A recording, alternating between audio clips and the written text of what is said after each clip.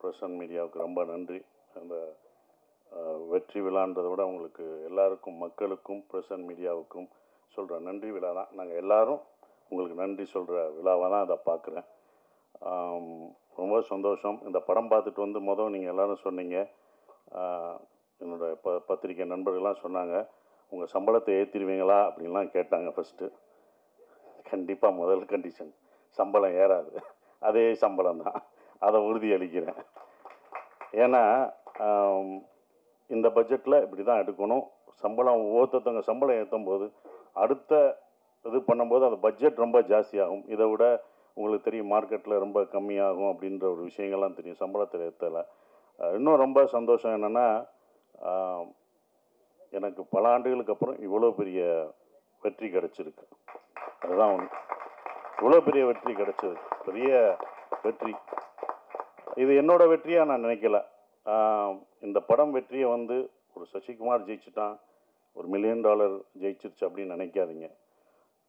புது இயக்குநர்களுக்கு சான்ஸ் கொடுக்கலாம். இனிமேல் எல்லாம் புது இயக்குநர்கள், தோல்வி அடைஞ்ச இயக்குநர்களுக்கு நம்பிக்கை கொடுத்துருக்கு. இந்த படம் நம்பிக்கை தான் கொடுத்துருக்கு. நாங்களாம் உங்களுக்கு நம்பிக்கை தான் கொடுத்துருக்கோம்.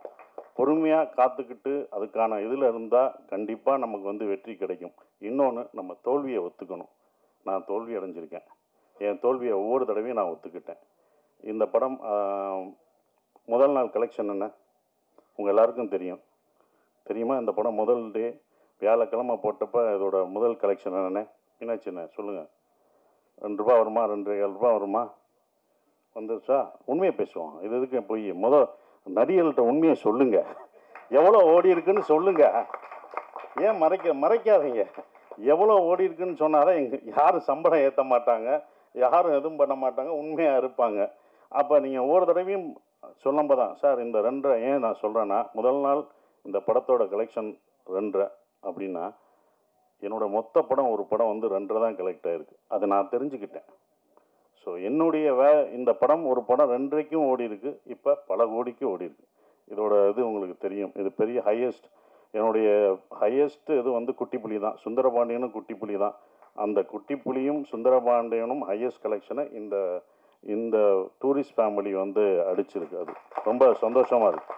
அப்போ ஒரு நம்பிக்கை கொடுக்குற, நான் இதை ஏன் இவ்வளோ தூரம் சொல்கிறேன்னா, இனி வரும் உங்களுக்கு நம்பிக்கை என்றைக்கும் விடாமுயற்சியோட விட்டு கொடுக்கக்கூடாது. அந்த நம்பிக்கை கொடுக்குறதா ஒரு 5 பேருக்கு நம்பிக்கை கொடுத்தா எனக்கு சந்தோஷமாக இருக்கும்னு நான் நினைக்கிறேன். அந்த பொறுமையும் இதுதான். ஏன்னா இது படம் ஆரம்பிக்கும் போதே யுவராஜ் தான் ரொம்ப கான்ஃபிடெண்ட்டாக இருந்தார். எங்கள் ப்ரொடியூசர் சொன்னார், சார் உங்களுடைய இது என்ன ஞாபகம் இருக்குமான்னு தெரில, இது எவ்வளோ போகும்ட்டு. சார் உங்கள் இதை கண்டிப்பாக இந்த படம் மேலே என்னோட நம்பிக்கை வச்சது இந்த ப்ரொடியூசர்ஸ் 2 பேரும் தான். அவங்க தான் இது மேலே ரொம்ப நம்பிக்கை வச்சாங்க. சார் இது நல்லா வரும் சார். எனக்கு சுந்தரபாண்டியன் உங்களை எப்படி எல்லாருக்கும் பிடிச்சதோ, சின்ன பசங்கள்லேருந்து வயசானவங்க வரைக்கும் உங்களுக்கு எப்படி பிடிச்சதோ, இந்த படத்தில் வர தர்மதாஸ் கேரக்டர் எல்லாருக்கும் பிடிக்கும் சார்னு தேட்டரில் போய் பார்க்கும்போது அதை உணர்ந்தோம். ஒவ்வொரு தேட்டரும் படும்போது மக்கள் ரொம்ப நாளைக்கு அப்புறம் குடும்பமாக ஒரு தேட்டரில் படம் பார்க்குறேன். எல்லாம் ஓடிடியில் இருக்காங்க, வீட்டில் இருக்காங்கன்னு நினச்சிட்டு இருந்தோம். நல்ல படம் கொடுத்தா அவங்க வர்றாங்கன்றது இப்போ தெரிஞ்சுக்கிட்டேன். நான் தெரிஞ்சுக்கிட்டேன், இது எனக்கு தான். அப்போ எல்லோரும் தெரிஞ்சுக்கணுங்க. அப்போ ஃபேமிலியாக வர்றாங்க, ஏன்னா இவ்வளோ வர்றாங்க அப்படின்னும் போது அவங்க நல்ல படம் இந்த மாதிரி குடும்பத்தோடு ஒரு படம் பார்க்கலான்ற நம்பிக்கை கொடுத்துருக்கு. ஒரே மாதிரி படம் பண்ண வேணாம், டிஃப்ரெண்ட்டாக படம் பண்ணலாம், ஜானர் ஆஃப் படம் பண்ணலாம் அப்படின்ற ஒரு நம்பிக்கையை இந்த படம் கொடுத்துருக்காதா நான் நினைக்கிறேன். இப்போ வரைக்கும் ஃபேமிலி தேட்டருக்கு வந்துக்கிட்டே இருக்காங்க. பெரிய குடும்பம் என்றைக்குமே அப்போ இருந்து இப்போ இருந்து ஒரு விஷயம் இருக்குது. ஏன்னா நாங்களும் தேட்டர் வச்சுருக்கோம். அந்த தேட்டர் கவுண்டர் பின்னாடி நான் உட்காந்துருக்கும்போது லேடிஸ் கவுண்டர்லாம் கூட்டம் வரும், பயங்கரமாக இருக்கும், கூட்டங்களாக நிற்கும். நாங்கள் சின்ன வயசில் உட்காந்து பார்க்கும்போது பார்ப்போம். அப்போ டிக்கெட்டில் உள்ளவங்களாம் சொல்லுவாங்க, எந்த படம் பெண்களுக்கு பிடிச்சி தாய்மார்களுக்கு பிடிக்கிற படங்கள்லாம் சூப்பர் ஹிட் ஆகும் அப்படின்னு அப்போ இருந்து சொல்லுவாங்க. அது இப்போ வரைக்கும் அது நடந்துக்கிட்டு தான் இருக்குது. அதனால தாய்மார்களின் பெயராதவருடன் அப்படின்னு ஒன்று போஸ்ட் அடிப்பாங்க.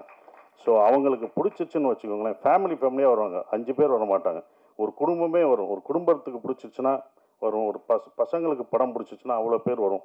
ஸோ அப்படி இந்த படத்தை இவ்வளோ அழகாக ரீச் பண்ணி கொண்டு போன இந்த கம்பெனிக்கு நான் என்னுடைய வாழ்த்துக்களை தெரிவிச்சுக்கிறேன்.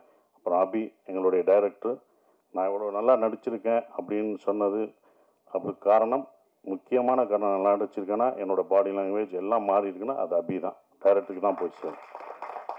ஒவ்வொரு விஷயம் அவனுக்கு பார்த்து தான் சொல்லுவேன். இது எப்படி பண்ணுவேன் அப்படின்றது அந்த கையை வச்சுன்னு சொல்லுவேன். நமக்கு பொண்ணு இருக்கோ அது அவரோடது தான். இன்னொரு தடவை பொண்ணு அதை நல்லா பண்ணிடு இன்னொரு தடவை நமக்கு பொண்ணு இருக்கோ அப்படின்னு இப்போ எல்லாம் வந்து சொல்லும்போது அது அபியோட ஸ்டைலில் தான் நான் பிடிச்சேன். ஸோ அபி, தேங்க்யூ. இப்படி ஒரு நல்ல படத்தை எனக்கு கொடுத்ததுக்கு நான் நன்றி சொல்லணும். நீங்கள் எனக்கு நன்றி சொல்லிட்டீங்க, நான் உனக்கு நன்றி சொல்லணும். ஏன்னா ஒரு ஸ்கிரிப்ட் எழுதுறதுக்கு வயசு முக்கியம் இல்லை, அதை நிரூபிச்சுட்ட. நீ எல்லாருக்கும் ஒரு ரோல் மாடலாக இருக்க. இனி உன்னுடைய அடுத்த படம் தான் ரொம்ப கஷ்டமானதாக இருக்கும். ஏன்னா முதல் படம் சுப்பிரமணியம் முடிச்சு ரெண்டாவது படம் என்ன பண்ணணும்னு நமக்கு தெரியாது. அந்த அனுபவத்தை சொன்னேன் கேர்ஃபுல்லாக. அதையும் முதல் படமாக என்னென்ன முதல் படத்தில் என்ன எதிர்பார்த்தவங்களோ அதை கொடுத்துரு. நம்ம புதுசாக போகணும் அது பண்ண முடியாது. ஸோ உன்னுடைய அடுத்த படம் உனக்கு வந்து இதை விட ஒரு பெரிய நடிகர் உனக்கு வரலாம், இன்னும் பெரிய நடிகர்கள் உனக்கு வருவாங்க, பெரிய ப்ரொடக்ஷன் வரும், பெரிய காசு வரும். ஆனால் கரெக்டான படத்தை மட்டும் எடுத்துரு. அதுதான் ஒன்று.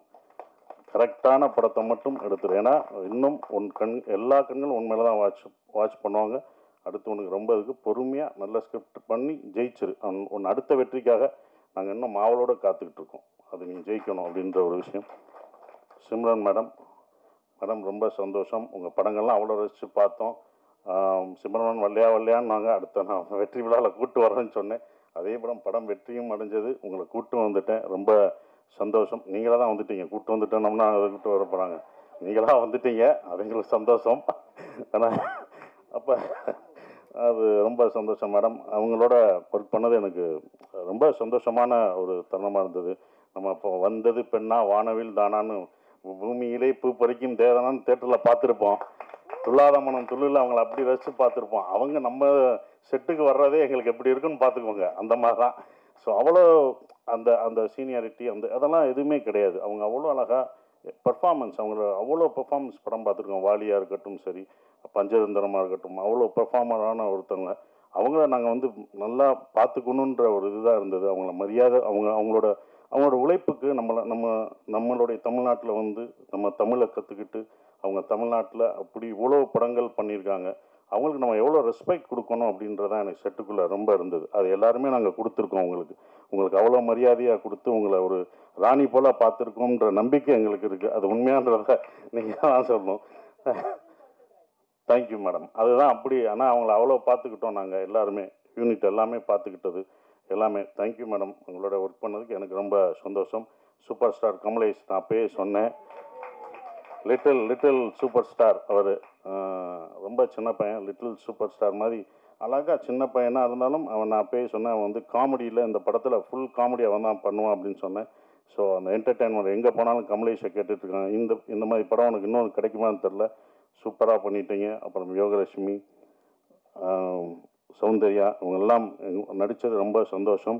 ஸ்ரீஜாமா வரல, அவங்க பொண்ணு வந்திருக்காங்க, அவங்களுக்கும் என்னுடைய வாழ்த்துக்களை தெரிவிச்சுக்கிறேன். பாஸ்கர் சார், குமரவேல் சார், எல்லாருமே பக்ஸ் எல்லாம் பிரமாதமாக நடிச்சிருக்காங்க. எல்லா கேரக்டரும் இருந்தது. எல்லாம் என்கிட்ட கேட்கும்போது வந்து ஒரே ஒரு கேள்வி தான் கேட்டாங்க, எப்படி சார் நீங்கள் ஹீரோ நடிக்கணும், இத்தனை பேர் இவ்வளோ கேரக்டர் நடிக்க விட்றீங்க, இவ்வளோ பேர் நல்லா நடிச்சிருக்காங்க, இவ்வளோ பேருக்கு ஸ்பேஸ் தர்றீங்க அப்படின்னாங்க. முதல் காரணம் நான் டைரக்டராக இருந்தேன், அதனால் அது டைரக்டர் பாயிண்ட் ஆஃப் வியூவில் பார்த்தேன். நான் ஒரு நடிகராக இருந்தால் கொடுத்துருப்பேனான்னு தெரில.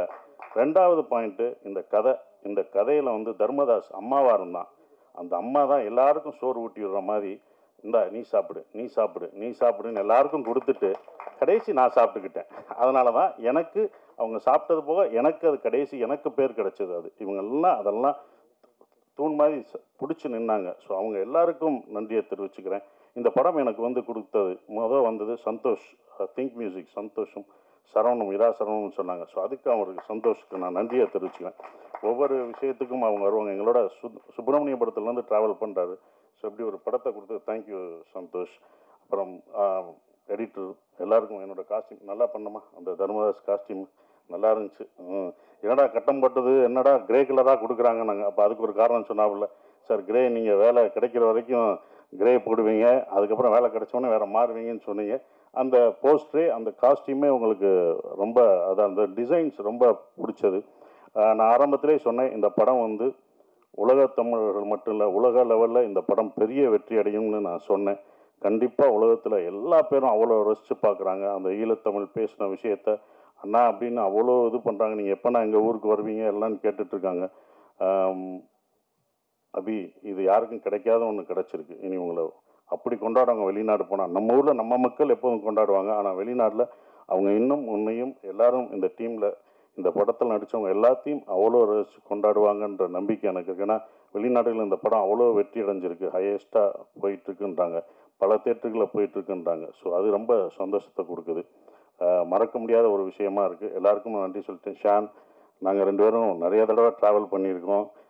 அதுவும் இந்த ப்ரொமோஷனில் தான் ரொம்ப பழக்கம் அடைஞ்சது.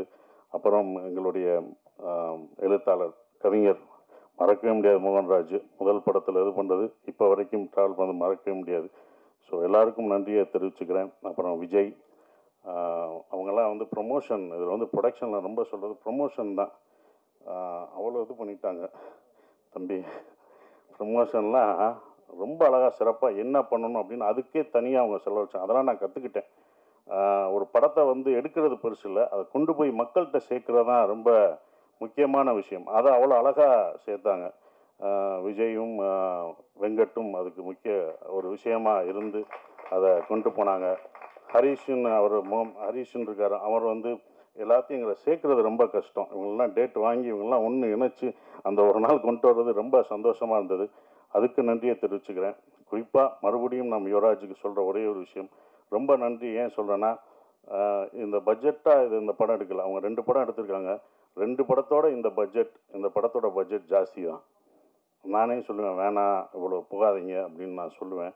அவங்களோட சண்டையெல்லாம் போட்டிருக்கேன், வேணாம் என்னை வச்சு மினிமம் பட்ஜெட்டில் எடுங்க, இவ்வளோ போகாதீங்க அப்படின்வேன்.